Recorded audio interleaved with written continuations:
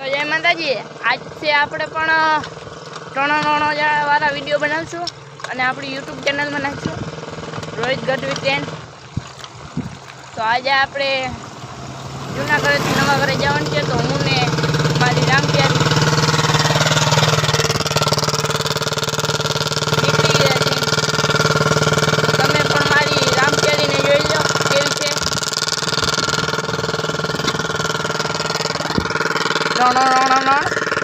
તો finally road આવી ગયો, અમે નીકળી ગયા છીએ.